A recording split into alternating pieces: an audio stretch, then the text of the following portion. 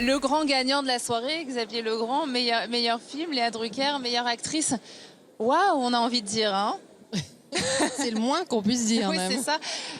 Ça part d'un court-métrage, c'est votre premier long-métrage, César du meilleur film, direct. Et que sera l'après? Oh mon Dieu. Mais c'est vrai Je que vous mets là, un petit coup de on me met pression, une hein. grosse pression. Oui, non. Bon, déjà, c'est un cadeau immense que l'Académie me fait en voulant voilà, valoriser mon travail.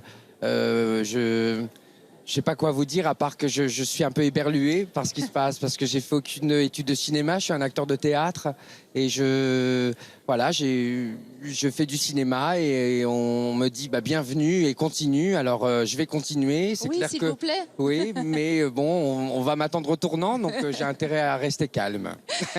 Léa, vous l'évoquiez, vous auriez jamais pu tous, lors du tournage, imaginer un tel engouement pour ce film, un tel parcours?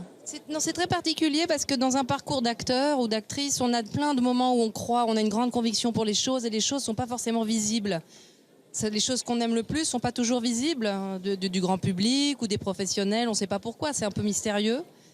Avec Xavier, moi j'avais une grande conviction sur son cinéma et sur sa façon de filmer, sur les personnages dont il voulait parler. J'avais une conviction, mais ma conviction, elle suffit pas à être assurée que les gens le verront et que le film aura voilà, que notre histoire aura été aussi incroyable hein, quand même, parce qu'on a vécu des choses assez extraordinaires depuis le court-métrage.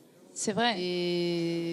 Mais c'est important d'avoir de la conviction, parce que sinon on fait pas bien les choses. Donc moi, c'est tout ce qui c'est mon moteur et tout ce qui s'est passé depuis, c'est des choses absolument, évidemment, c'est des choses dont on rêve depuis toujours quand on est acteur, et puis on se dit, bon bah, on verra. Vous avez une pensée aussi très justement pour votre partenaire, Denis Ménochet, Oui. qui vous a également offert une partition remarquable dans ce film.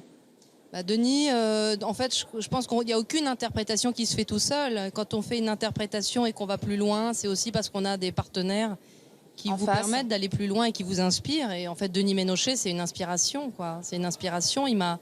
Sur ce film, il m'a autant ébloui qu'il m'a effrayé, quoi. Et nous aussi. C'est un acteur exceptionnel, un acteur rare.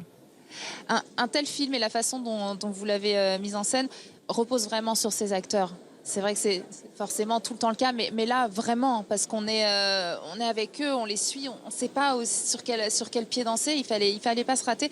Vous avez pensé très vite à Léa et à Denis? Oui, d'abord Léa, parce que quand j'ai fait le court-métrage, c'était le court-métrage où c'est Myriam qui est vraiment au centre de l'action, et je voulais vraiment trouver cette femme. Et c'est vrai que j'ai pensé à Léa, j'ai écrit même en pensant à elle, sans imaginer qu'elle accepterait.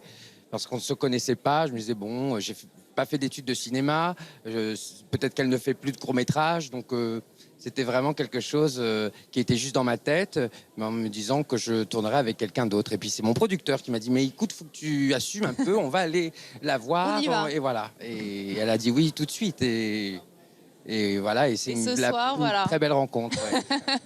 Merci à tous les deux. On va vous laisser aller profiter de la soirée. Vous allez au Fouquet's? Oui, bien sûr. Belle soirée à vous. Merci à vous.